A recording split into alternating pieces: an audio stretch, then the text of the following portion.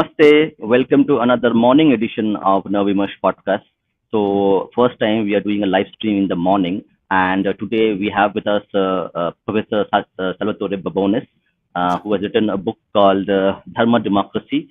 So, we are really grateful for Professor Babones to come to join a podcast early morning. I think Indians would have still not woken up, but we have woken up to give Indian people his voice and his book. So, Professor Babones, thank you very much for accepting our invite and coming to our podcast. We really appreciate and thankful to you. And we also got his book, and he's also promised us to give us his signed book as well. So, thank you again. Professor Great to talk Babones, to you. yeah, And yeah, I didn't think 11 a.m. was so early. in India, because of people, it's early. Okay. Yeah, but we have people. We have Abhay Agarwal, we have Rishabh Agarwal already joined in. So we have members have joined in. So I think we will have a good audience. And audience, please share the stream to people so that they can come and ask questions to Babones. So, sir, over to you. Please tell us. You are an Australian, so just tell us a little bit about yourself, because many people might not know you in depth about your academic life, about your journey to India. So we'll start with your journey of discovering India and Indian democracy first, and then we will go into and delve into your book's content. Well, I'm not Australian, I'm American. And the funny thing is, an Indian friend of mine, when I used to work in the private sector at American Express, gave me a copy of Nehru's Discovery of India 20 years ago. And I never read it, to be honest. And when I started this project, I still had the book on the shelf, and it was one of these presentation display copies. I took it off the shelf. I thought, well, I'm starting this project on Indian democracy. I should start with Nehru's Discovery of India. I opened the book, and all the pages started falling apart and falling out. It was so cheaply made because it was made to be given to people, not made to be actually read. So I actually started my Indian journey with Swami Vivekananda instead, which maybe was a better choice. But originally, this book was supposed to be a book about the Indian economy. My own background is as a comparative sociologist studying development in post-socialist transition economies. I've done work on Russia and East Central Europe, on Latin America, on China, all in the framework of studying post-socialist transition. And I thought I would study India's post-socialist transition. And I quickly learned that the real controversy in India was not really over the economy. Everyone more or less shared my views. And normally, I'd like to write in areas where everyone disagrees with me because I want to say something new. And if people just shared my view that India was, still undergoing a successful transition from Nehruvian socialism to a more market-oriented economy, and that it would continue, and that India was going to be the next big economic thing, since everyone agreed with me, that wasn't really an issue. But people kept attacking me because I wrote articles about this, and they weren't attacking me on the economics or the sociology. They were attacking me because did they think my article was pro-Modi or anti-Modi? That's all anyone cared about. Is it pro-Modi or anti-Modi? And I would just say, I'm neither. I'm an American. What do I care about Narendra Modi? At that point, I'd never even been to India. So the book slowly morphed from being a book about the character of the Indian economy to being a book about the character of Indian democracy. And I think it ended up being a much more exciting book as a result. Yeah, that's really surprising, because we have known you like living in Australia and teaching in Australia. So it's a surprise for us and for many people that you are an American who is teaching and residing in Australia, Sydney. Academia is global. Think how many Indians teach in the United States. It's no surprise that an American should teach in Australia. It's a global industry. Yeah, so that's a really good thing to know, that an American academic who has written a book called Dharma Democracy. That is the first, I think, for many years. So let's get back to the book itself. I have skimmed through the book, its contents. So how do you describe your book named as Dharma Democracy? So why Dharma Democracy, the book name itself? Because India is a secular country, correct? Constitutionally. So every religion, every faith is there. Look, India is a completely secular state with and let's just be honest about this, a Hindu nation underlying that secular state. And that may be very controversial to say in India, but if you ask any American school child, where do Hindus live? They'll say India, right? Or what's the religion in India? They'll say Hindus. Everybody knows that India is a country that is overwhelmingly Hindu and is the country where the overwhelming number of the world's Hindus come from. And there's just no debate about that. But then the question is, well, what underlies Indian democracy? Is it a purely secular civil society? Well, that would be ridiculous in a country where people are extraordinarily religiously observant, not only Hindus, but Muslims, Sikhs, Jains, everybody in India, even Christians in India, all have much higher levels of religious observance than in the West. Now, if we were talking about the United States in the 19th century, and I said the United States was a Christian democracy in the 19th century, everyone would agree. I mean, it's not right now. The United States is, in many ways a post-Christian country, but the overwhelming assumption of Americans in the 19th century was that everybody was Christian. Similarly, in post-war Europe, the Italian governing party for most of the post-war era was the Christian Democrats. It's right there in the name. They actually called themselves the Christian Democrats, something that would be unimaginable in India, that a political party could call itself with a religious name. Yet Italy was a thoroughly secular state. The same thing in Germany. Germany, the leading political party through most of the post-war era, and it still is a major political party today, is the Christian Democratic Party. In the United Kingdom, the king is the head of the church, right? So the United Kingdom is a secular state. It's a secular state, though, where anything to do with the Church of England ultimately has to be passed in Parliament because it is a state-connected church. So this idea that a nation might be broadly religious while its state institutions are secular, that's not something unique to India. That's something that's very widespread. It's something we certainly accept in the Western world as being completely ordinary for a democracy. After all, here in Australia, Easter and Christmas are national holidays. Is Australia somehow a Christian majoritarian country as a result? Well, maybe, but in reality, it just reflects the fact that it is a historically Christian country that grew out of Christian roots. Now, India is a historically Hindu country in which the majority of the population, 80%, over 80%, are Hindu, in which large other minorities are Hindu adjacent. So Sikhs generally don't want to be called Hindu, yet, of course, as everyone in India knows, they're covered by the Hindu code. Jains are not ordinarily thought of as Hindu, but historically, Jainism was a sect within the Hindu fold.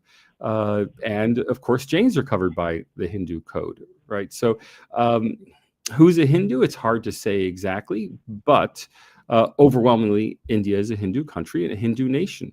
The fundamental argument of the book, and the reason it's called Dharma Democracy, is that even though India's state institutions are secular, it's India's Hindu civil society embedded in a sense of a Hindu nation that supported Indian democracy through its most troubling times, that got Indian democracy through the death of Nehru, through the emergency, through the assassinations of Indira Gandhi and Rajiv Gandhi, through to today, because civil society was strong enough that even when something went wrong, there was never any hint of a military takeover. There was never any hint of permanently outlawing opposition parties. India had a sufficiently strong Hindu civil society to keep things running. Understood. So I think people who are listening to you from left liberal circles in India would term you as a Sanghi. Yeah, well, so that's very funny because, of course, I'm just taking this objectively. Like if I say India is a Hindu country, that's what any 6-year-old in America would say. Now, that's not acceptable in India, and I understand that there are sensitivities around it, but Indian sensitivities don't have to prevent me saying it. More importantly, from an analytical, academic perspective, you don't have to agree with something to recognize that it's true, or you don't have to like something to recognize that it's true. And so, for example, the United States in the 1950s under Dwight D. Eisenhower was a highly successful democracy. In fact, it was the center of the free world that supported all of the other democracies of the free world, all except India's, except as promoted that supported the other democracies of the free world except against Soviet aggression. Okay. The United States was a democracy in 1955. There is no doubt about it. However, African Americans faced severe social exclusion, severe poverty. In southern states, African Americans even faced legal impediments to schooling. They faced legal impediments to voting. It was a thoroughly racist and racialized democracy. That's a black mark on American history, but it's still a democracy. Like if I said that American democracy originated in its white settler colonial population, of course it did. I mean, that white settler colonial population enslaved Africans and committed arguably genocide against Native Americans. But it was still where the democracy came from. Now, that may be an unpleasant fact of history. People may not want to admit it. But if you look at the American founding fathers, what are they? They're white, right? Like, it's a sad fact of history that America is a democracy with a terrible history of racial injustice. Now, India is a democracy with a modest history of social exclusion of Muslim Indians. There's never been any legal impediments of the kind you found in the United States. There's never been any official segregation, although there's lots of unofficial personal self-segregation. There's never been any impediment to Muslim Indians attending universities, impediment to integration in schools, to running for office, to voting, right? There's never been any issue. So to say that Indian democracy arose out of its Hindu nation, which set up the fundamental challenge of Indian nationhood, which is finding a place for Muslim Indians in Indian society, that's glaringly obvious to anyone who doesn't have a political agenda. And I don't come to India with a political agenda. Absolutely perfect. Sir, then we will talk about this specific, because I have read through your book. I don't want to reveal everything what is written in there, so the audience will read it. But I will pick a few things. So you had mentioned specifically that there has been a kind of social exclusion, undeclared or subconscious social exclusion towards Indian Muslims in India. Okay, so that topic we will talk about a little bit later. We'll do it. Sure. First of all, we want audience, I want you to just give a book's description. Is it an academic book? This book should be read by academics or normal people, students, whom? Yeah, it's an accessible academic book written for a lay audience, which is to say it's thoroughly researched. It is seriously footnoted. It's a serious book. I mean, it will take some work to read it. That said, there are no regression models in the book. There are no tables of figures there. It's something that's accessible to any intelligent person who's literate in English. It just takes a little more work than it might to read a popular nonfiction book or a novel. But it's not that hard. It's accessible. The vocabulary is a bit academic, but I don't think there are too many words that people would struggle with. If you could read Shashi Tharoor, you can read Dharma Democracy. The book is written for a Western audience, but I think would be interesting to an Indian audience. And right now, the book is ridiculously expensive in India. I mean, it's an import in India. There will be an Indian edition in December from Vitasta Press. And so once that comes out, it'll be at a much more modest sales price in India. I do hope, however, that people in the Indian diaspora will read the book, and especially their children. It's a phenomenon that that I've seen repeatedly in visiting, having dinner with Indian origin families in Australia and in the United States. That although the parents who come from India are very knowledgeable about India and very strong in their views about India, their children have grown up in Australia or America or Canada or the UK, all they've heard are these negative narratives about India. And when you read in a newspaper and you hear from your teacher in school that Hindu faith is a caste-based religion, and when you hear in from these sources of authority that India is an electoral autocracy, quote unquote, that Narendra Modi is a dictator, and then you go home and your parents are saying, no, no, no, it's not like that. A lot of teenagers, let's face it, are likely to trust what they see outside rather than what they learn at home. And I'd love to see this book used by parents of second generation Americans or British or Canadians or Australians, but Indian kids who've grown up in the West. I'd love to see them give their kids this book as an antidote to what they hear in the press. And we really appreciate you. We really thank you that you have on your own resources, you have put in your own effort to write this book. Unfortunately, in India, we don't have the institutions who would help a person like you who really wants to portray the reality of Indian democracy to the world. Look, I'm an academic. I have a salary provided ultimately by the Australian taxpayer. I'm a professor at a university. I don't take on research projects because someone commissions me or someone asks me to do it or pays me to do it. I do research because it's intellectually interesting. It was a puzzle in quantitative political science for decades. How did India survive as a democracy? The one major book that had been written on that in the past by it was done as a PhD thesis by a woman who's now a professor at Oxford University named Maya Tudor. She traces it all to the heroism of the Congress Party. The Congress Party was enlightened, whereas the Muslim League was unenlightened, and thus India became a democracy and Pakistan became a dictatorship. Professor Tudor, I know your book is much more sophisticated than just that, but that's the nub of it. If you read the book, it reads like a Congress Party hagiography. And I could understand that a Western PhD student who doesn't know much about India, if they rely on secondary sources, if they only read Indian historians of the post-war era, they might come to that conclusion. Because if you read the Indian historians from the 1950s, 60s, 70s, 80s, 90s, it would sound an awful lot like the heroism of the Congress Party saved India.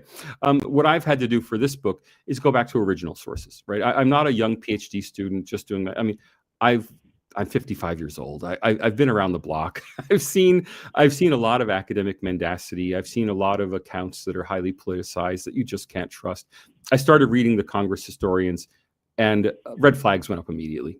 Right? It was very obvious that these were highly politicized histories, and the same thing, by the way, for the BJP party historians. The only difference is the BJP historians don't pretend that they're not politicized.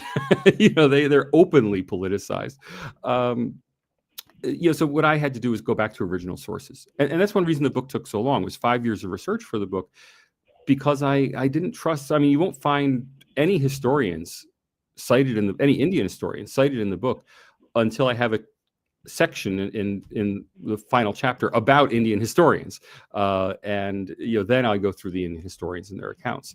But the book goes back to original period sources because you have to go do your digging, and so as an academic who's independent of the South Asian studies world, who's independent of India, who has no horse in these races. I mean, I don't care who's elected prime minister of India. I repeatedly tell Indians who say it would be a disaster if Narendra Modi were to lose, it would be a disaster for the Indian economy. I point out to them that under Manmohan Singh, the Indian economy grew faster than under Narendra Modi, right? The policies are very similar. There's, to me, either of the two major parties or some other party could run India, and it would still be a democracy. And that's what I'm bringing to this book, is an outsider's objective perspective who, with no preference for how the question turns out. I just wanted to answer the question, how did India survive as a democracy when other countries failed? And the answer in the book is Hindu civil society. Thank you, sir. Thank you. So let's now start our book discussion directly. So for the audience, this is the juicy part of the book. I think the names chapters are quite interesting for people to see, but you have to read buy the book to read it. So I will just go ahead. The name is An Electrical Autocracy, a question mark. The Minister Monk. It's going to be a very interesting chapter for people to read. I have gone through it. It's really interesting. The legacies of partition. A lot of people know about it. The extraordinary democracy. So I want to talk about two of these four chapters. First was the electoral autocracy. What do you mean when you wrote this chapter? So The first, electoral autocracy. before we go any further, I'd just like to say to Raj in the chat, Har Har Mahadev. Yeah, Varanasi is a very special place to me. It's my favorite place I've been in India. And, well, Har Har Mahadev. And I have here this also for the audience. So this is the dancing Shiva, Har Har Mahadev. So all of you. Well, look, the chapters, the Minister Monk was actually the original first chapter, and it remained the first chapter right up until a week before I submitted the final manuscript. And that's because I wanted the chapter to introduce India to Western audiences, to tell them that, here's how different India is. And I didn't want to start out with a chapter on Narendra Modi because, frankly, the Narendra Modi story could happen anywhere. You could be born in humble circumstances, work hard, be ascetic, and devoted to your cause and rise to become the prime minister of your country. That's not a uniquely Indian phenomenon. Yogi Adityanath, that's a uniquely Indian phenomenon. There are no Yogi Adityanaths outside India, right? And to be the chief minister of India's largest state, to be governing a state that is larger than almost all of the countries of the world, while being the actual leader of the Gorakhnath Math. That is something that could only really happen in India. And I wanted to then use that example to explain to Westerners not just the yogi phenomenon, but also to explain to them things like the laws in Uttar Pradesh and law enforcement and corruption and how the laws worked in Uttar Pradesh, again, to change their frame of reference. Now, most Westerners don't know that they've heard of Uttar Pradesh, but of course they've heard of the Taj Mahal. And so that immediately is a hook for them that, okay, you all know the Taj Mahal. You may have heard of Lucknow and the siege of Lucknow and during the 1857 war. Let me tell you about Uttar Pradesh today. And one of the things I really wanted to focus on were the anti-Romeo laws or the anti-forced conversion laws, because they encapsulate the problem for a Westerner looking at India. If I went to a Western liberal like myself and I said, we need to protect young women from being sexually assaulted and then forced into marriages because they feel shame at having had their their body violated by another man, and as a result they end up in a marriage to their assaulter. I think a Western liberal would say, yes, we need to protect those young girls. But then if I say, it's Yogi Adityanath who wants to protect those young girls, it's like, no, that's Islamophobia. That's terrible. And so I wanted to explain to them what the challenges are and how the anti-forced conversion laws worked, and which I think are fundamentally good laws. The law fundamentally says that if you are having two people of different faiths marry, of course they can marry, but they have to appear before a civil magistrate to state that in an uncoerced fashion, to the satisfaction of the civil magistrate, to state that the union is voluntary. And what's more, their parents will be notified, their families will be notified that they're doing so that if one of those two people, either the boy or the girl, but let's face it, almost always the girl, is being pressured, her family can appear and raise objections and bring the matter to police attention. It's just a protection against problems. That's a good law. Now, is Yogi Adityanath's reason for promulgating this law a good reason? No. I mean, he used a lot of Islamophobic language. He said a lot of inappropriate things in promoting this law. On the other hand, do Muslim fathers and mothers, do they also support this law? I think there's a good chance they do, because just as a Hindu parent maybe doesn't want their daughter to marry a Muslim man, Muslim parents may not want their daughters marrying a Hindu man. And to ensure that everyone is doing so voluntarily, to ensure that there won't be any violence after the fact, bringing the parents into the process in a civil procedure is a reasonable compromise. So maybe not the best motivation. I'm not sure I trust that Yogi Adityanath has liberal principles in mind when he proposes a law like this. However, he's proposing a liberal law that is that seems to have been effective in operation and not to have been anti-Muslim in operation, as far as we can tell from press reports. And believe me, there's been a lot of scrutiny, and yet we haven't seen Islamophobic application of this law. And that example is replicated over uniform civil code, over issues over Waqf. There are lots of issues in India where this same pattern replicates itself. So I wanted to take the American or the Australian or the British reader out of the framework of thinking about their own country. After all, women in Australia don't marry their rapists. It may have happened once, but it's not a problem in Australia. In a poor country like India, a highly traditional society, it is potentially a problem. And so I wanted to do all of this and to reorient readers. And that's why this was going to be the first chapter of the book. It was the first chapter written in the book. When I first started the book, before I even decided to switch the book from being a book on the Indian economy to being a book on the Indian democracy, this chapter was already there and envisaged as part of the book. I only switched the chapter on the rankings to be chapter 1 because there was so much press over India's not a democracy, India's electoral autocracy. I thought I have to get that out of the way first. So now the first chapter is asking this question, India really an electoral autocracy? Having said no, it's a real democracy. Okay, now let's start the book. Got it. So you also talked about the Yogi Adityanath chapter where the monk, the minister and monk. So there you talk about Yogi Adityanath as the chief minister of UP. I want to go back to one simple question, which because you are a sociologist, so your profession, you teach sociology. So you research, you observe society in general. So, and you mentioned that, okay, there are some discriminations done against the Muslims in India. Why do you think as a society we do that? A lot of people actually disagree with your statement. That's absolutely fine. Everybody has their own opinion and they should respect it. So in your opinion, in your studies, there is a kind of a discrimination which happens against Muslims in India, not legally, but in other ways. Okay. No, but no. So social exclusion is not discrimination.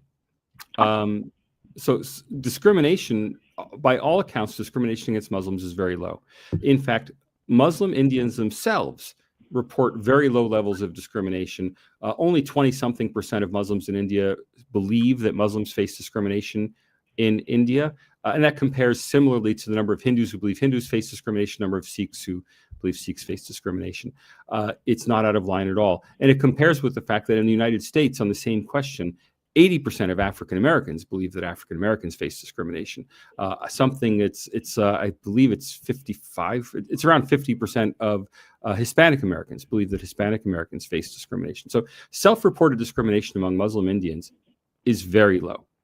However, if I look at peak institutions in Indian society, I see a noticeable lack of Muslims. Plus, if I look at where Muslims engage in civil society, they overwhelmingly engage in a separate Muslim civil society. That is, they're engaged in Muslim charities, in Muslim religious institutions, in Muslim associations that are separate from the All India associations. And that is a serious problem for India. Now, it has obvious reasons. It obviously comes from partition. And I go through the stats in the book. It's something I really wanted to establish statistically, not just to say this is a result of partition, but to show statistically that it is the result of partition. And the stats on it are just fascinating. That, after 1947, virtually the entire Muslim officer corps of the Indian Army chose to go to Pakistan, even though they were from areas that remained in India. Now, there are a few exceptions, and there are some heroic Muslim officers who were awarded medals during the 1947 war. The Muslims who stayed in the Indian Army, by all accounts, fought valiantly, were very proud Indians. However, most of their co-religionists chose, because they were given a choice, which army do you want to be in? Most of them chose to go to the Pakistan Army. Similarly, in the Indian administrative services, the British Indian Civil Service, they had the choice to go. Muslims in that service had the choice to become part of the new Indian administrative service or to go to the Pakistan one. Overwhelmingly, it was something like 98% chose to join the Pakistan administrative services. Again, despite the fact that they came from places like like Kerala, or like Karnataka, that ended up in India. Not only that, but there's a lot of circumstantial evidence. So if you look at newspapers from the late 1940s and early 1950s, the Times of India is available as a historical archive. You can find advertisement after advertisement of Muslim professionals advertising. Strangely, they're still advertising the Times of India for a job in Pakistan. And so they're saying, look, I'm an accountant, I'm a lawyer, I'd like a situation in Pakistan. Inquiries send to this box number. Okay, so there was an exodus of high-level professionals from India to Pakistan, high-level Muslim professionals, with the result that the family dynasty is the wrong word, the family continuity of people going into these positions was broken. Now, we have data from the United States, actually, on the number of university professors who are the children of university professors. It's shocking. It's an enormous number. We have some data from India on IAS officers who are the children of IAS officers. And again, it's shocking. These things run in families. If your parents are lawyers, you're more likely to become a lawyer. If your parents are army officers, you're more likely to become an army officer. And so what we saw in India was that this intergenerational transmission was broken. So Muslim Indians have almost exactly the same income statistics as Hindu Indians. Muslim Indians have a lot of the same social indicators in terms of household wealth and other social indicators. They have noticeably less education on average. But that's not an issue of access to education. That's an issue of choice and deciding. So Muslim Indians have much higher levels of entrepreneurship. They're more likely to go into business as opposed to go into the professions, and thus they have lower levels of schooling. But there's nothing like the disadvantage that exists. I want to be clear to Western listeners. Nothing like the disadvantage that exists in the United States for African Americans or Native Americans, or in Australia for Aboriginal Australians. Nothing like that. They're very similar statistics, with the one big exception. Senior level professionals in India, those professions, whether it's Parliament, IAS, top Supreme Court barristers, army officers, upper level professions, are missing, have severe deficits of Muslim Indians. Absolutely. We understand that fact, but I'll take 2 minutes of your time. Is there a sociological factor apart from partition? Because I asked the question. I read this book. This book is in Bengali. It's called Hindu-Muslim Sanskriti. So in the Hindu and Muslim culture. Okay, this is written by Ramesh Chandra Majumdar, a very famous historian. So he has written in 1950s. He written this on articles on how Hindus and Muslims differ in terms of their cultures. So is it a cultural phenomena? Because he points out that the way a Muslim person grow up in the society and the way the Hindus grow in the society, that dictates what they become. So that is his perspective. It's a Bengali book. You can find it also in English. So I have read through a little bit to understand the society itself during my research of this.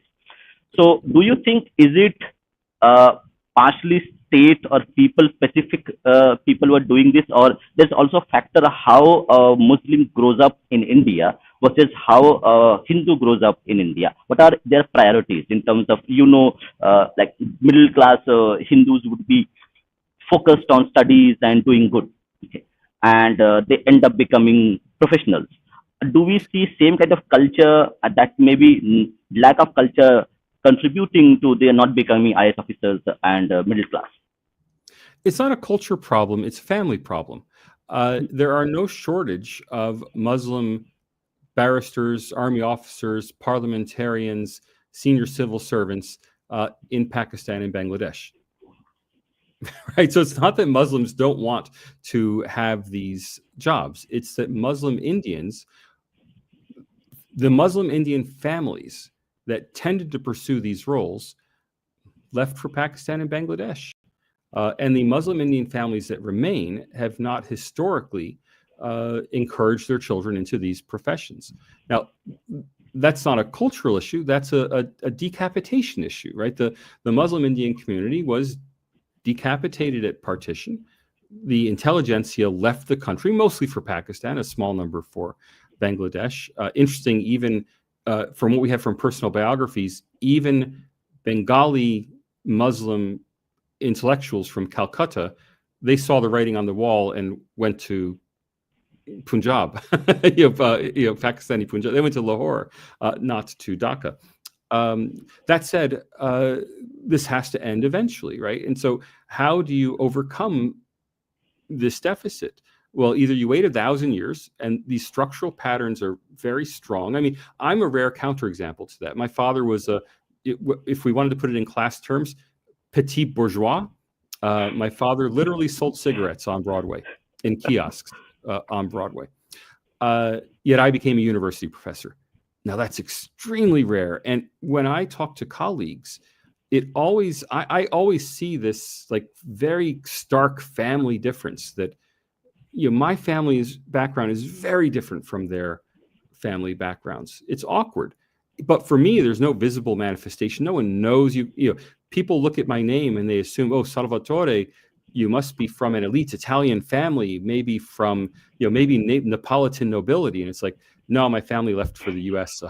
In the 1880s, and we're small business people and builders and factory workers, right? And because for them, it's just not imaginable. It's not their it's not their initial assumption that someone like me would end up in academia. Well, it's the exact same thing for Muslim Indians. If you come, even if your family's very well off, I mean, if you're the child of parents who run a major department store, well, are you going to go into academia, or are you going to go into business? Chances are you're going to go into business. So it's simply that problem of intergenerational transmission, but it's a problem for the country, right? Because once you aggregate all those individual decisions, you end up with a parliament that's less than 5% Muslim. You end up with a Supreme Court barrister room or High Court barrister room that's less than, India's Supreme Court barrister room that's less than 5% Muslim. You end up with an Indian administrative service that's less than 5% Muslim, and it just seems like a bad example for the country. Now, I know a lot of people vehemently oppose affirmative action. I don't favor government action to solve this. I want to be clear. If you read the book does not advocate that the government should set quotas and have a Muslim quota for these jobs. Absolutely not. What I would advocate is that society do more to integrate people into their networks and into their circles. That's something that people do as individuals and as members of society, not that a government should be doing, in my view. That said, governments in the West engage in affirmative action. I mean, in the US, I always give the example to people. University of Michigan Law School is in Detroit, Michigan, downtown Detroit. Detroit is until recently, it was essentially a 100% African-American city. Yet there was not a single black student at University of Michigan Law School. Well, what do you do about that? Do you go out and try to recruit black students, or do you just say it's fine? Well, it didn't feel fine that these white students were filing into an auditorium in an all-black city that they felt that none of them wanted to live in because they felt uncomfortable. It's just not good for society. And that's where affirmative action started in America. One of the key cases was the University of Michigan Law School. Well, before it gets to affirmative action, before you take I know Manmohan Singh has been pilloried relentlessly for his remark that minorities must have the first call on our resources. What if instead I said, if you're part of the majority community, you should do something just to reach out. Like if you're at an event and there's, someone who to you is visibly Muslim, who's by himself or by herself, because that person knows nobody at this event, that you should walk over and introduce yourself. Like, is that such a terrible imposition on a majority community? I don't think so, but it's up for people to judge for themselves. Sure. Yeah, people put up different kind of thoughts on things. Many people, even the audience which we have, might not agree with you 100%, and that's absolutely fine. Even I will have. So let's go back to the book's chapter. One more thing. I took Rajdeep Sardesai to task for this. I mean, when I was at the India Today conclave, I told him, look, I'd been there for 2 days already waiting for that speech. And I said, I only met one Indian, one Muslim Indian the entire time, 2 whole days at that India Today. You at India Today think of yourselves as liberal, open-minded people who are always talking about the poor plight of Muslim Indians. Why didn't you invite any to your conclave? Right? So it's not just, I'm not just trying to impose this on the RSS, on Hindutva activists. This is something for everybody, and it's something that Indians of all social classes have, frankly, failed to do. Understood.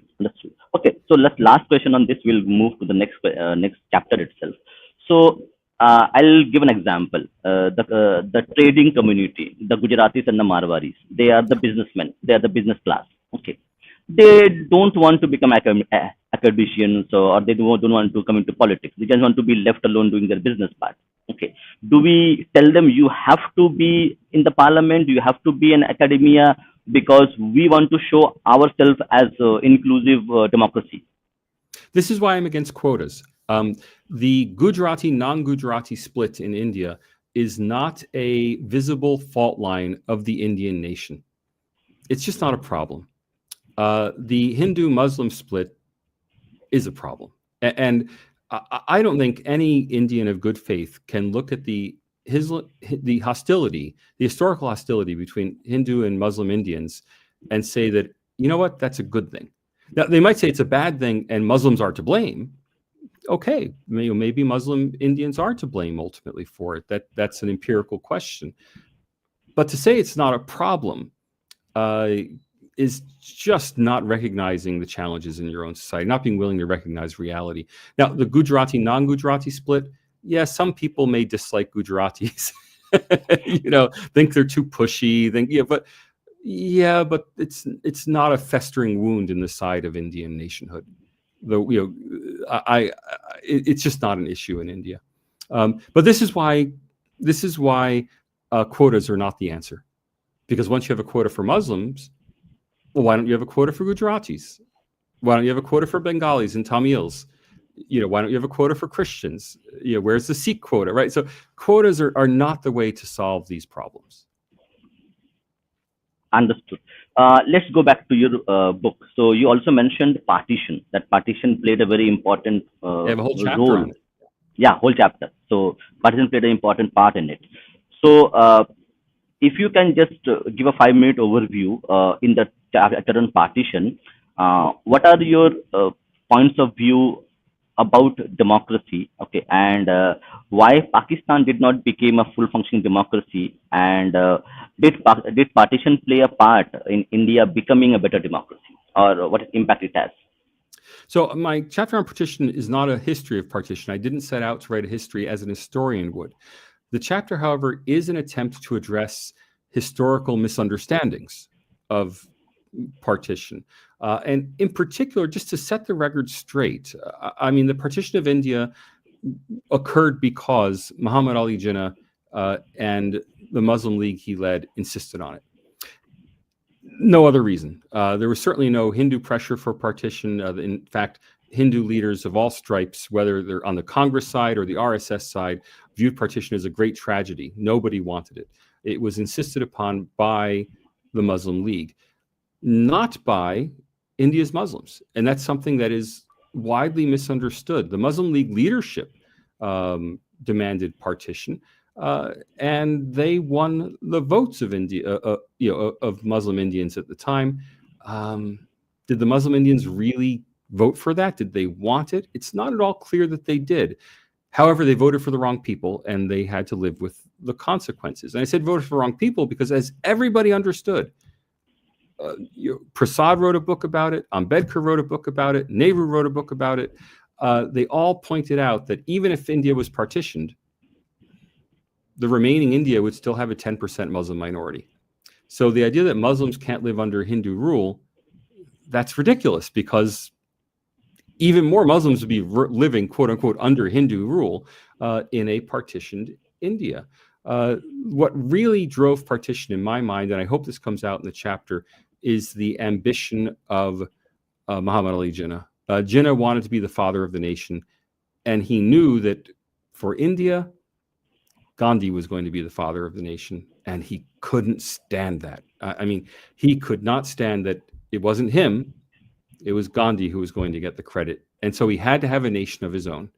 And I really believe that if it weren't for the just overwhelming ambition and vanity of this one man, the partition of India might have been prevented. Yet it was a fact. It's an accomplished fact.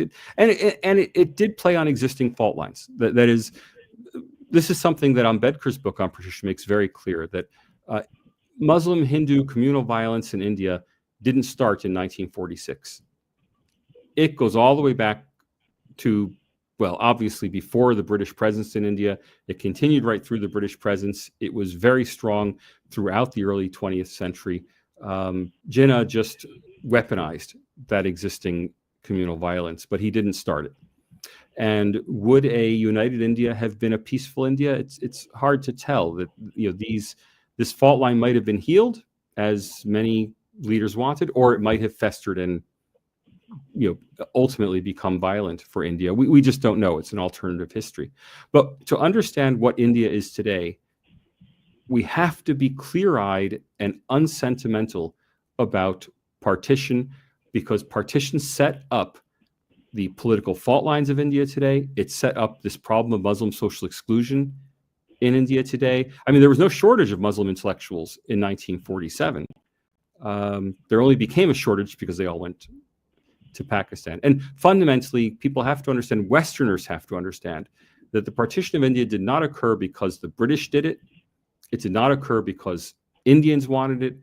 It occurred because Muhammad Ali Jinnah demanded it and was prepared to call people out in the street and foster violence and slaughter. He didn't care if hundreds of thousands of Hindus were killed, and many of his own community, as long as he got what he wanted. And he got it. Yes, I will ask last question, and then we will go to audience question, because the professor has to leave. So we will continue for another half an hour as we had agreed. So 12:30 p.m. IST time, we will wind up the show, so that he has to go somewhere. So my last two questions, then we'll take audience question. And for members who have joined this channel, members will be able to come on live and ask questions directly, or you can ask questions on the chat itself. We will take your questions. So do keep the questions coming. Use hash as a question ask, so that I can get them, and you can join the live conversation as well. So my last two questions to you. There are a lot of questions, so we don't have time enough. So in your opinion, there's a left liberal class in India, they talk about this Ganga Jamuni Sanskriti, where they give a narrative that Hindus and Muslims have lived in a harmony, in harmony for centuries. But you are saying with data and evidence Yeah. that it is not the case. So, how do you tell those liberal communists that you are factually wrong? Look, it's just not true. And now I don't call it a left liberal class, but I do refer to the Nehruvian consensus, and it was a politicized history. It was a history in service of creating communal harmony in India. I don't think it succeeded in creating communal harmony because it was based on a lie, and everybody knew that it was a lie. We can go all the way back. I mean, obviously, if you go back to the Mughals, we have an endless history of Mughal emperors, oppressing Hindus, destroying temples and building mosques on them. I mean, they're the obvious examples of Varanasi, Mathura, and then the big one is Ayodhya. On Ayodhya, I took great pleasure in actually citing Audrey Trushke of Rutgers University, that even she, this Modi critical American academic who is very anti-Hindutva, if not necessarily even anti-Hindu, even she admits that Aurangzeb ordered the demolition of the Ram Mandir and building a mosque.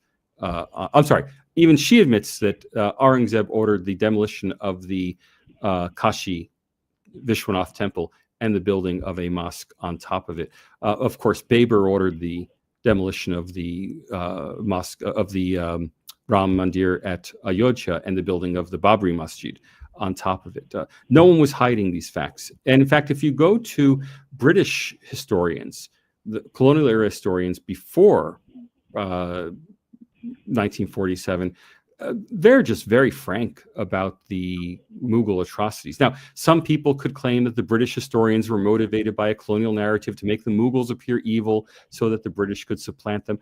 I don't see any of that in the British historiography. I see the British historiography from before 1947 as being very thorough, backed up by hundreds of quotes and citations, real data, whereas I see the pro-Congress historiography, the Nehruvian consensus historiography, both from Indians and from Westerners. Because remember, the Nehruvian consensus was shared by the American Indian studies community as well. I see them making excuses, selectively pulling facts, not being honest about their sources. They're all very worried that their research, might be used to support people they don't like in Indian politics, which I think is ridiculous. I mean, you're an historian; you should be telling history as it was, not history that supports the political party you think are the good guys. So yeah, and in the chapter I have just tons of evidence of that. I mean, there's simply no doubt that there was serious, not only that there was serious organized Muslim violence against Hindus, primarily Muslim against Hindus, there were Hindu reprisals. And in almost all cases of Hindu violence against Muslims, these were reprisals for attacks made by Muslims on Hindus. That we have a long history of Muslim attacks on Hindus in India, forced conversions, raping of women, and forced marriages. I mean, it's just a long, sad history that historians have tried to sweep under the carpet and pretend it never happened. Now, I not only do I not endorse that, I also don't endorse the kind of Hindu right reaction, which has been to simply blame Muslims, if you will, for the problems of India. I think what India should come to is an honest appraisal of history. That yes, Muslim ancestors did terrible things and wreaked terrible crimes on the Hindu ancestors in India. That said, it's not 1500 and it's not even 1920 anymore. It's 2025. And these are historical problems that need to be overcome. That is, the goal should be to admit this negative history and overcome it, not to blame today's Muslim Indians for the crimes of people who lived more than 100 years ago. Thank you, Professor Babones. Now we will start our audience session for interactions and questions. So first of all, we have an audience who has read your book, bought your book. So he mentions, I recommend everyone should read the preface at least. The rest of the book is arguments that every Indian should arm themselves with. So Well, that thank is, you. I believe is available as a snippet on Amazon. I've also I've published some extensive quotes from the book in my newsletter. So if you check out newsletter.babones.com, you'll pop up some examples from there. I really appreciate it. And the Indian edition of the book will come out in December.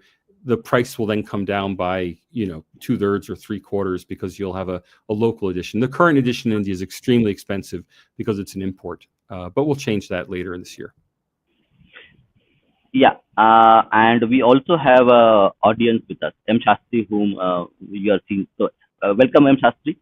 Thank you for joining. Thank you. I've been enjoying the book so far, Professor. But Well, thank you.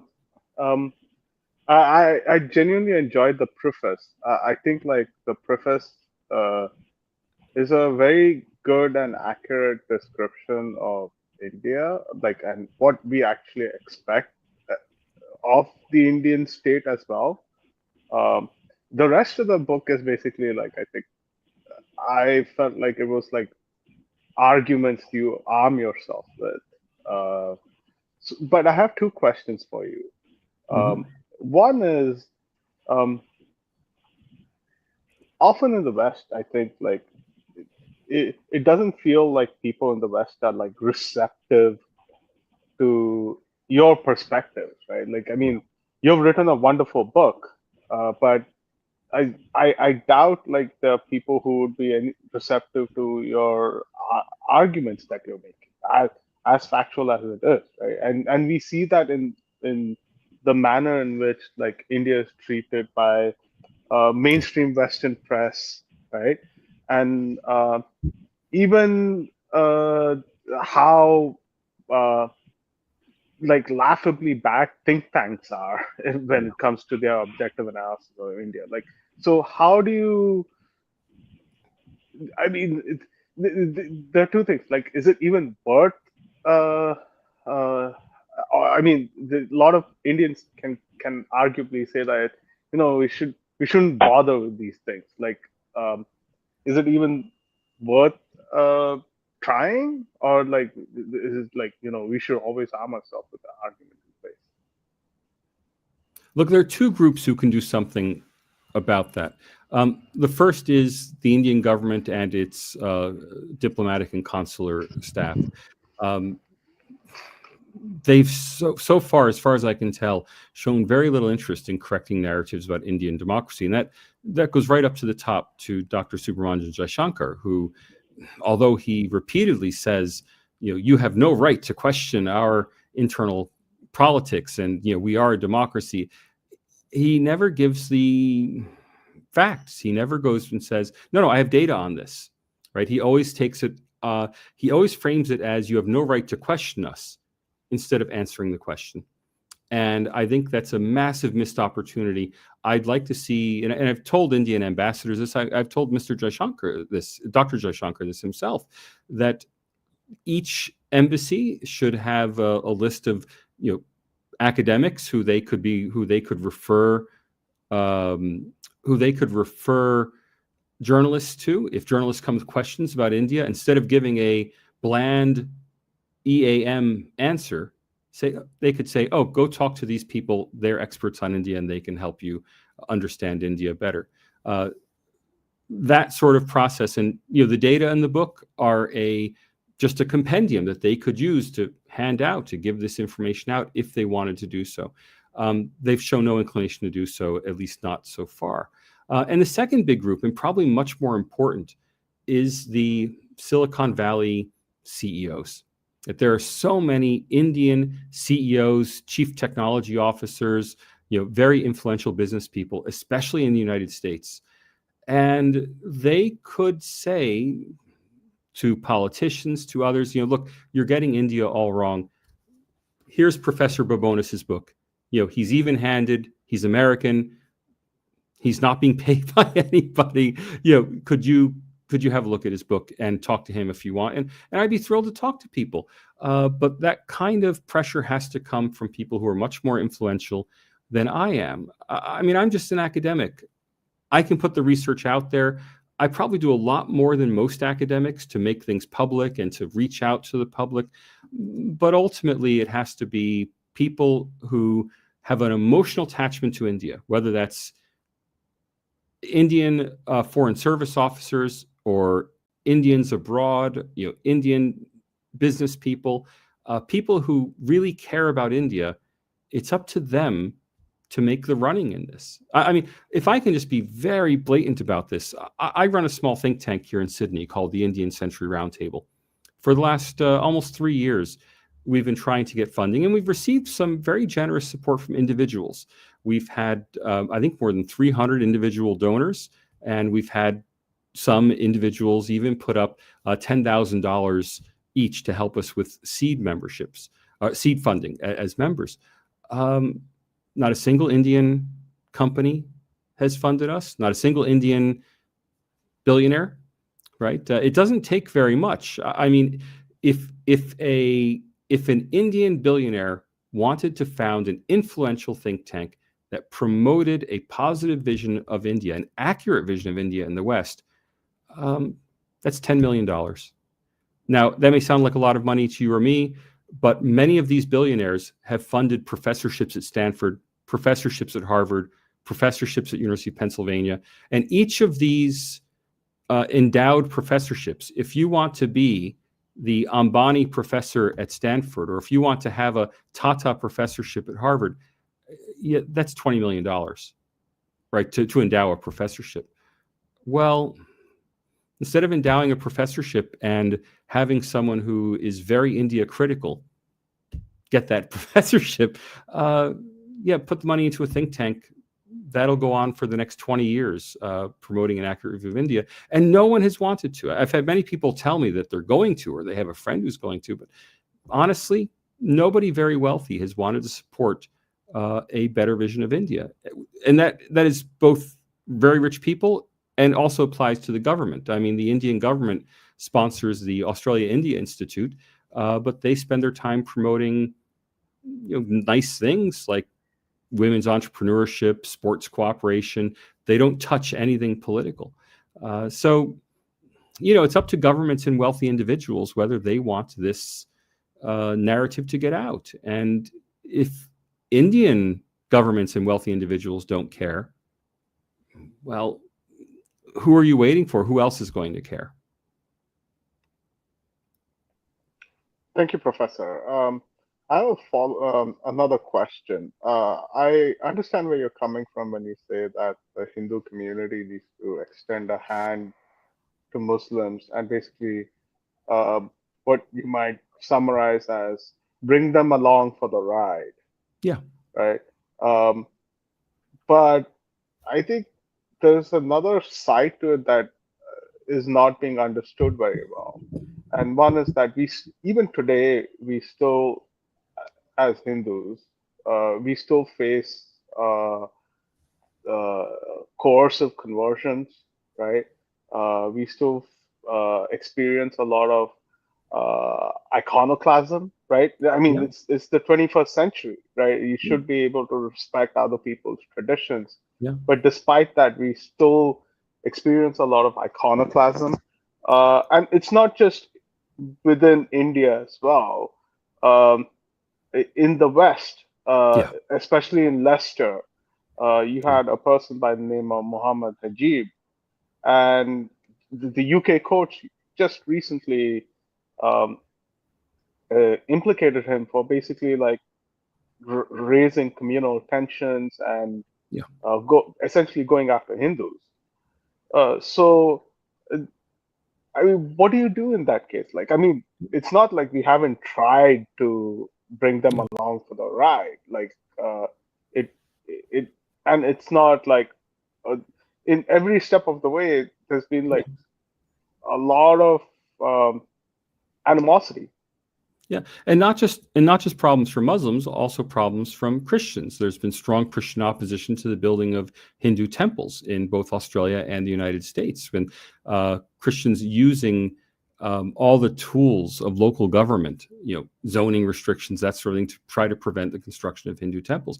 There is a lot of anti-Hinduism in the world. In fact, I wrote a paper about anti-Hinduism and a couple of articles about anti-Hinduism.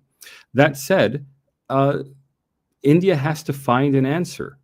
And it's not enough to say, look, I'm not talking morally here. I'm talking as a sociologist, advising you on India's own nationhood. I don't care what Muslims do in Leicester or what Muslims do in Western Sydney.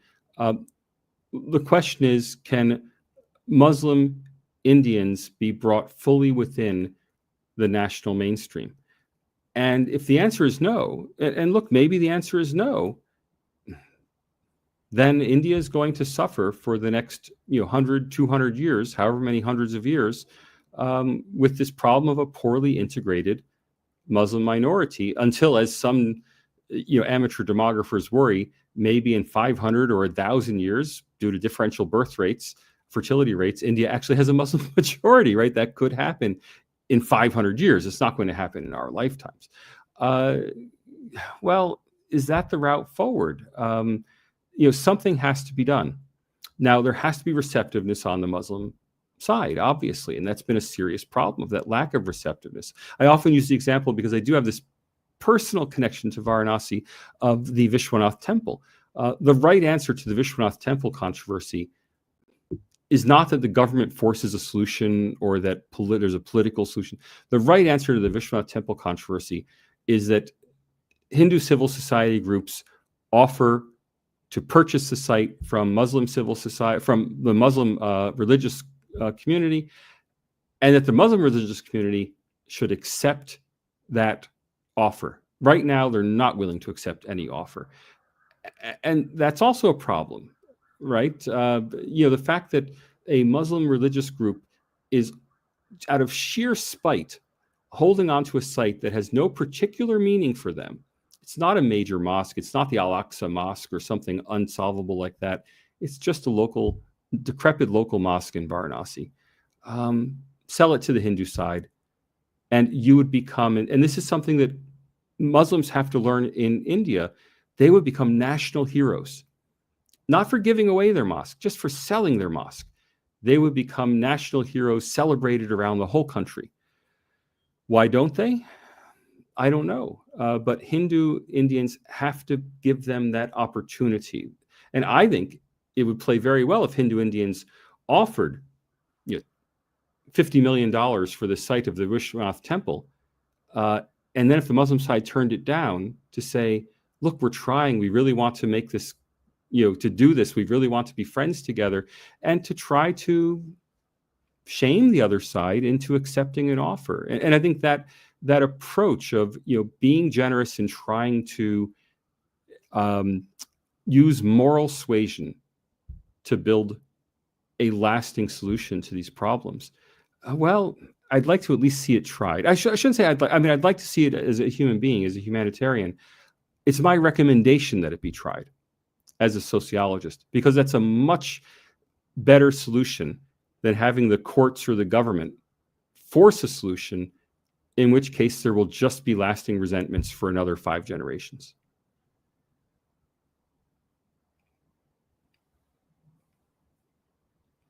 I was beginning. Just to add to this, Rishabh Agarwal, one of our members, has mentioned that Hindu groups had tried multiple sites actually purchased the land, but unfortunately it was not accepted.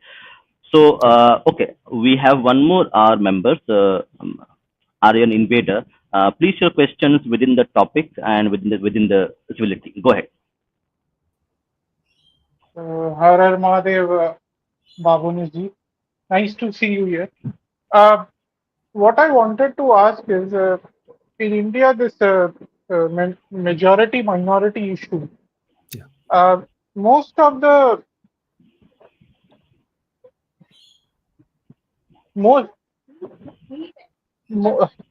just a second.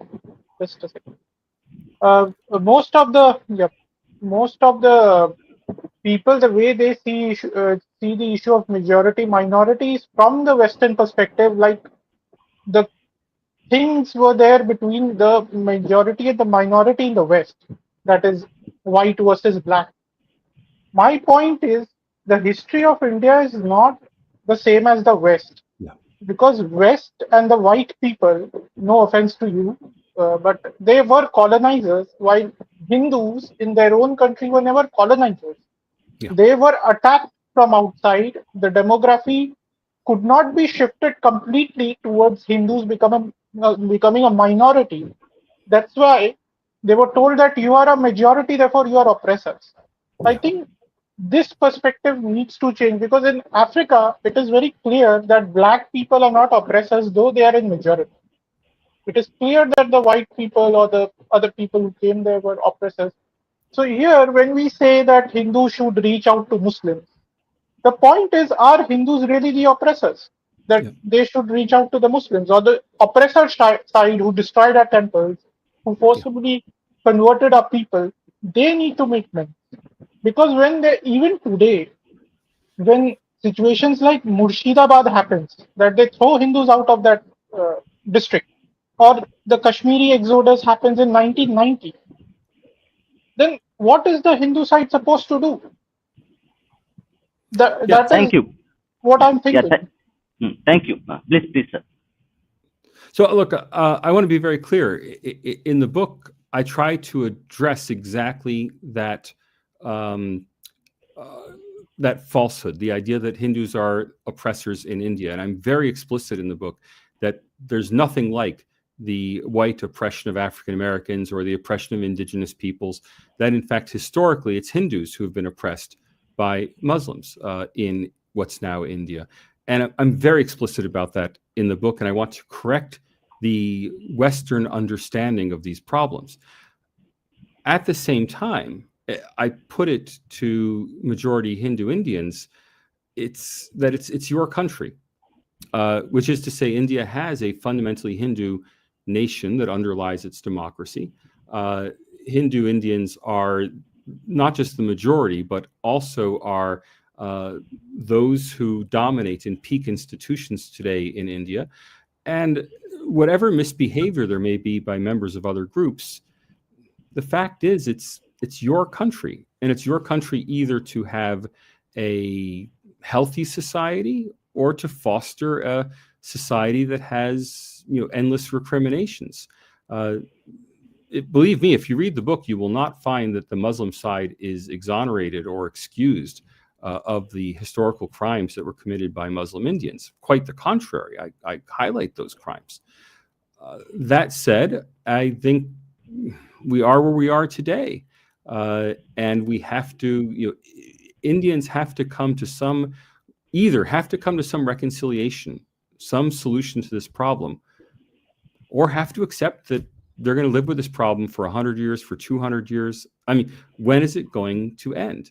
It certainly can't be healthy for Indian society to have 15% of the population that maybe feels that they are second-class Indians. Yeah, do you have any more questions? Please go ahead. I just want to add that if Muslims are like Dr. APJ Abdul Kalam or KK Muhammad, we have no problem with a Muslim going to a mosque or doing anything. Yeah. Because these are the kind of Muslims who accepted the fact that while being a Muslim, we are living in a Hindu country, a civilization which is Hindu, and they respected that fact. So I think that is where the impasse is, where do we accept the nature of this land, which is very Hindu.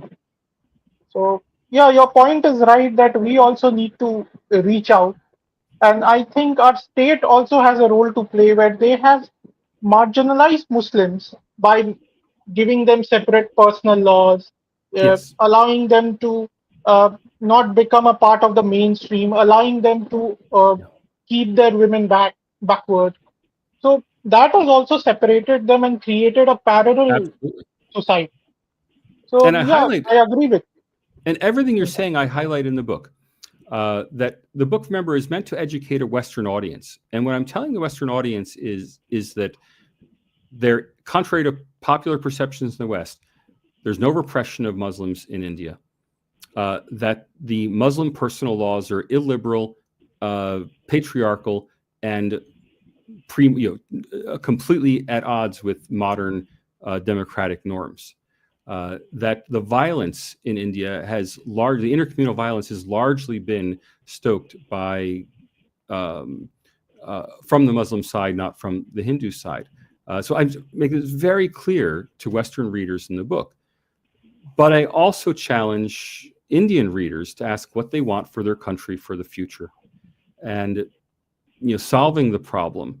Well, it's something that will require some kind of outreach, some kind of effort. Now, there are many Muslims today who are starting to say what we want is to live peacefully in society together. And I know those small number of Muslim intellectuals are widely lauded on the Indian internet. They're very popular on Twitter, and that's a good thing. That's a great reform.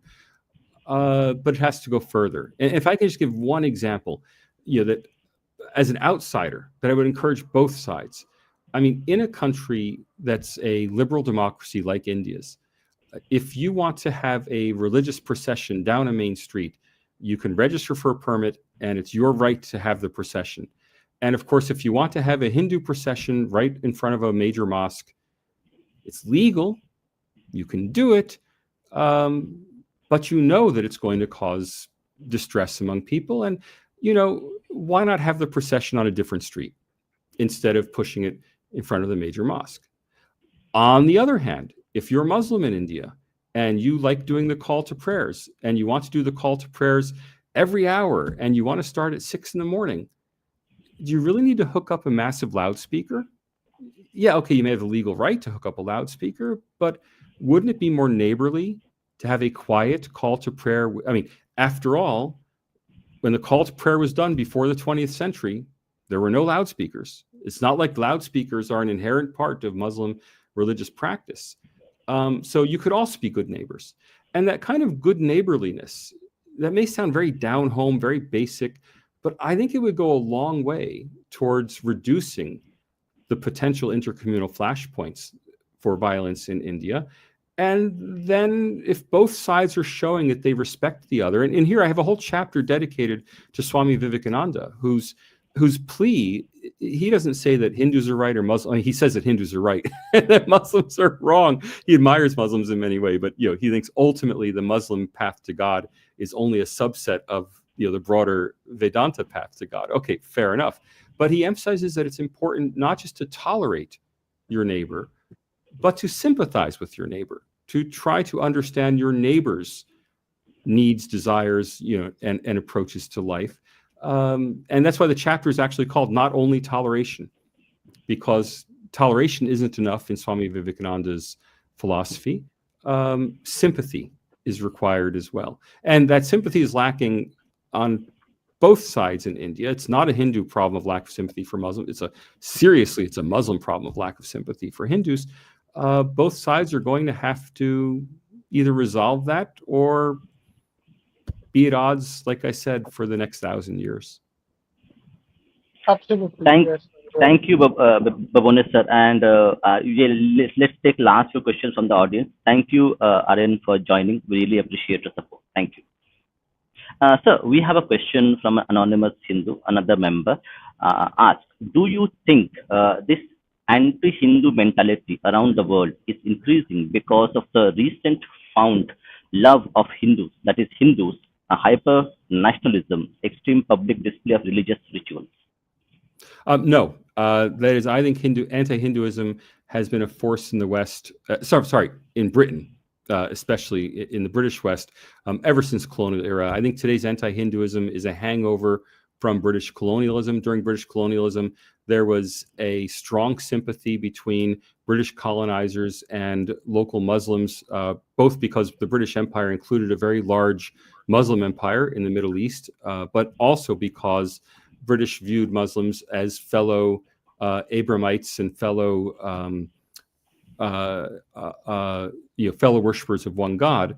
monotheists, whereas they viewed Hindus as a lower form of religion. Now, not every British person felt this way, but broadly speaking, that was the tenor of British administration. And I think that follows on in British academia today, even among people who are not themselves Christian. They still view Hindus in a negative, and not my word, I'm just using this to characterize their sense, in a filthy light. There seems to be a visceral anti-Hinduism among many Western and especially British intellectuals. That anti-Hinduism, of course, aligns with Islamist anti-Hinduism. Islamists have much more direct causes for anti-Hinduism. And so this ends up with what I've called an unholy alliance between Western academic intellectuals, Islamists like the Muslim Brotherhood and the Middle East Eye and Al Jazeera, and then the third part of that is Western human rights organizations, who all conspire in this anti-Hindu effort. Now, I constantly tell Congress Party supporters who have been critical of my work, just wait until you win the election. If you ever win an election, you're going to find it's you now who are the filthy Hindu, not Narendra Modi and the BJP. And I say that because this anti-Hinduism had already labeled India as among the worst countries in the world for freedom of religion back in 2010, right? This isn't something that started in 2014. Now, of course, it has become more apparent as with a more muscular Hinduism of Narendra Modi. It's also become more apparent as India and Hindus in general have become more prominent on the world stage. But the underlying emotion, just like anti-Semitism, the underlying emotion, I think, has been there all along. We have one more question. Yeah, it's some quantum politics. So he has a comment and a question both. There is little space for Hindu Dharma and its practices, temples in urban spaces in modern times. So how can you philosophically frame urban practical Hinduism that will connect across urban and rural and tribal divide? That's actually the next book. So I've started a major research project on something I never thought I would study, a major research project on Hinduness. And that's because Westerners still turn to Max Weber's 1920 book on Hinduism as their primary source for understanding the sociology of Hinduism. Now, I'm not a religious scholar. I'm not a theologian. I'm never going to write a book about Hindu theology. That I don't have the language skills. I don't have the interest. I don't have the expertise. None of that. But understanding how Hindu faith has evolved with the transition to modernity, with urbanization, of course, and with diaspora, has resulted in really interesting changes in what it means to be Hindu.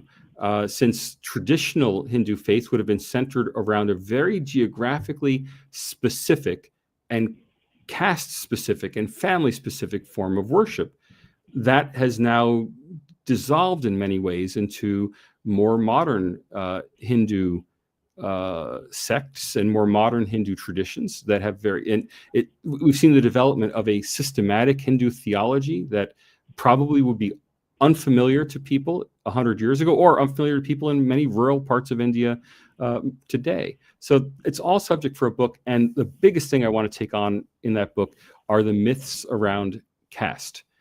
Because it's clear to me as an empirical sociologist that although caste, and by here I mean jati, is something that has been present in India for as long as we have records of, good records of it, at least since the Middle Ages and probably earlier, the connection of jati with Hinduism, and I use the word advisedly, as an organized Hindu faith, that is in many ways a British creation in India that then Indians learned from the British. And so many Indians learned that their own faith was casteist because that's what the British told them. There's very little evidence, empirical evidence, for a connection between Hindu faith and jati. Now, Hindu faith in Varna, certainly, but historically it's been very unclear which jati belonged to which Varna. And in fact, if you go back to the Vedas, there's no such thing as a caste having a varna. Individuals have a varna. And any individual could have any varna depending on that individual's role in society.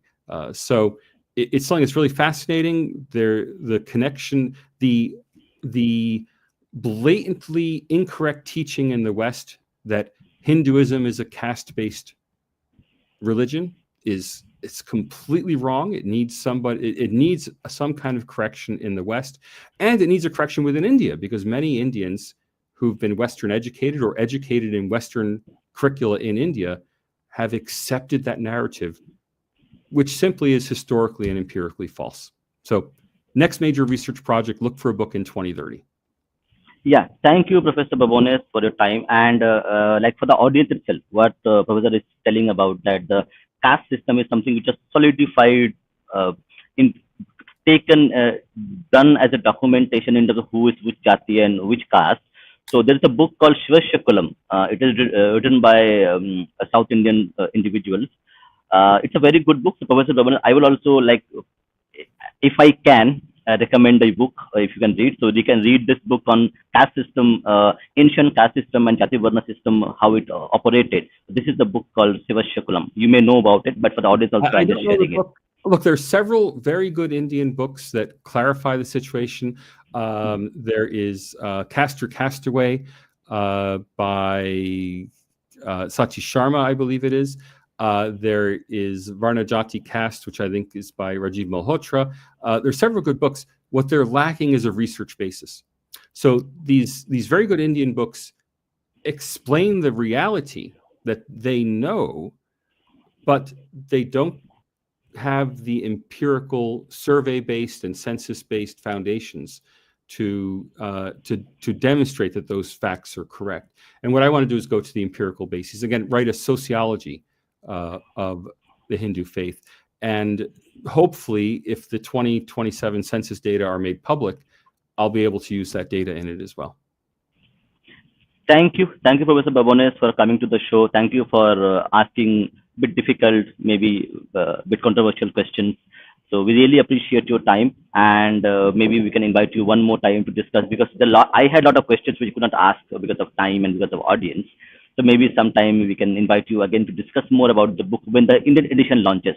So that could be nice. Looking forward to it. And again, if you're outside India, please do pick up the international edition. The publishers will be thrilled. The more I sell, the more likely it is they'll publish my next book. If you're in India, wait till December. There'll be an Indian edition at Indian prices. Thanks a lot. Yeah, thanks a lot. And the book link will be available in the live stream as well as in the comment section. So do check out for that. You will get all the details. Thank you, Babones sir. Namaskar. Namaskar.